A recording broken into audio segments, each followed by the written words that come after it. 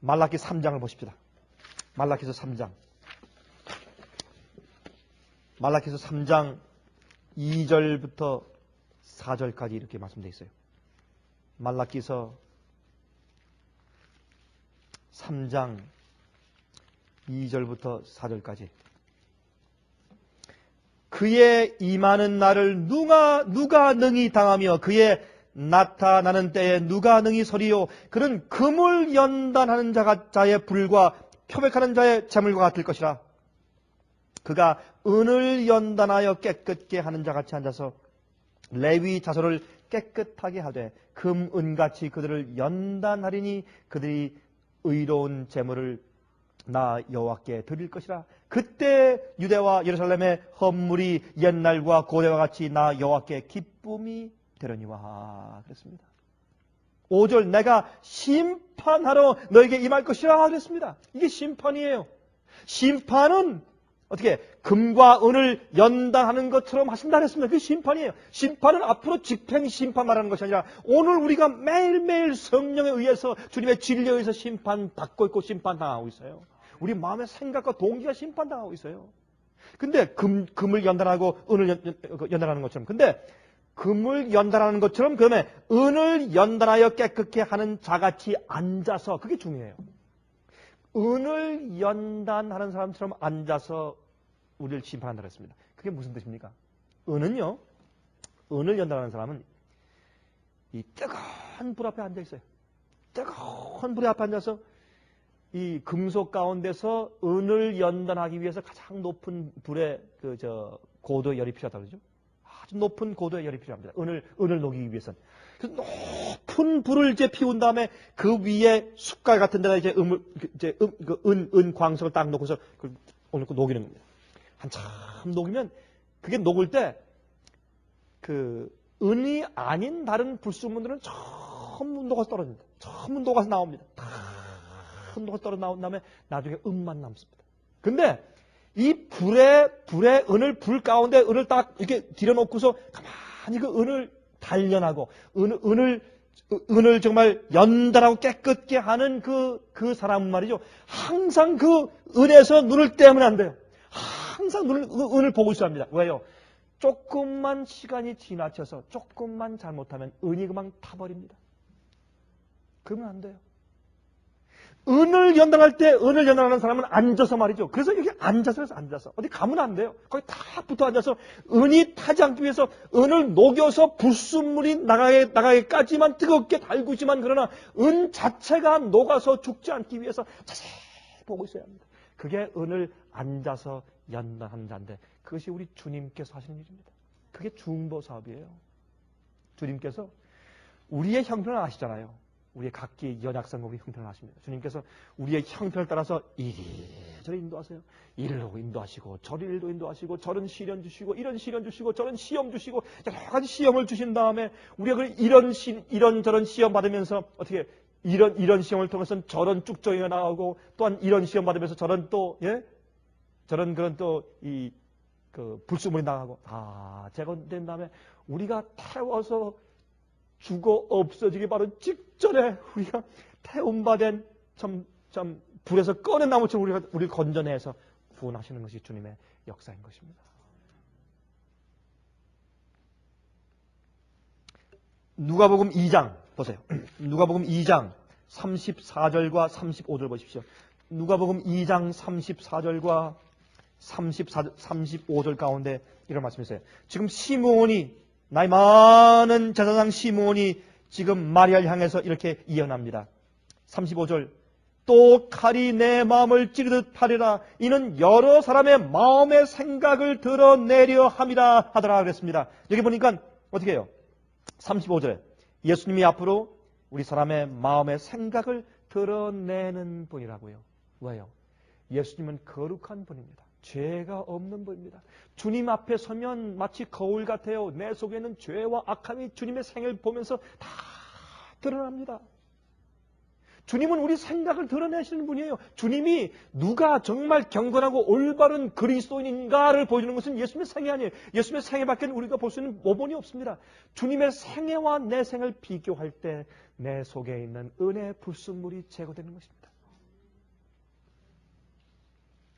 고린도후서 10장 한 절만 더 보시고 마치십시다. 고린도후서 10장 3절부터 6절까지. 고린도후서 10장 3절부터 6절까지입니다. 우리가 육체에 있어 행하나 육체대로 싸우지 아니하노니 우리의 싸우는 병기는 육체에 속한 것이 아니요 오직 하나님 앞에서 견고한 진을 파하는 강력이라. 이것이 무엇입니까? 성령의 능력과 은혜의 성령이에요.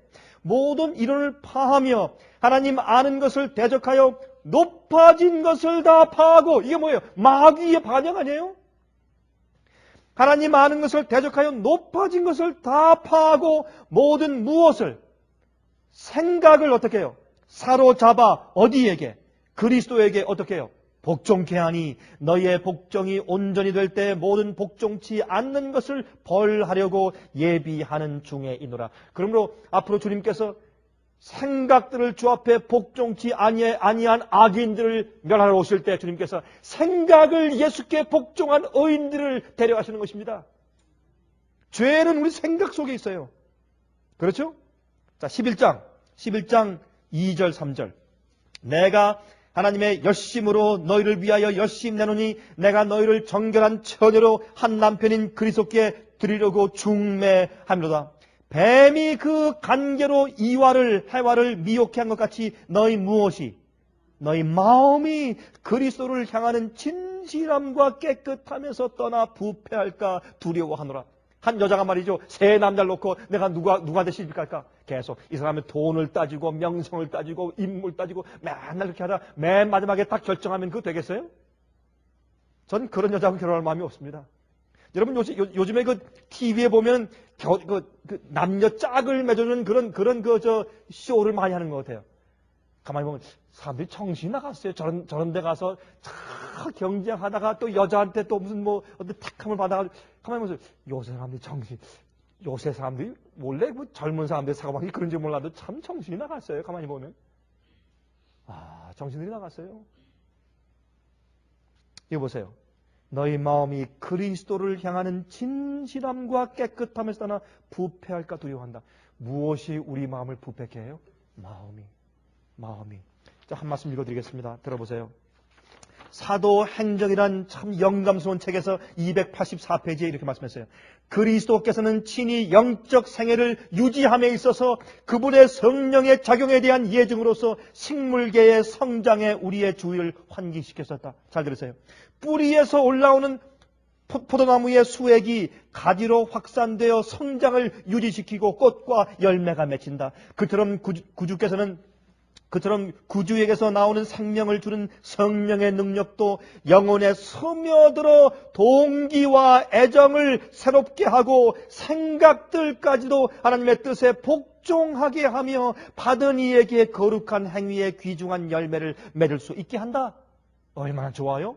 여러분, 모든 이런 그 식물들과 꽃과 나무가 수액과 양분 받아서 점점 성장하면서 열매를 맺고 잎사귀를 내는 것처럼 우리 영혼도 마찬가지예요. 성령의 은혜를 계속 받으면서 아름다운 생각과 사고방식을 꽃피워가는 것입니다.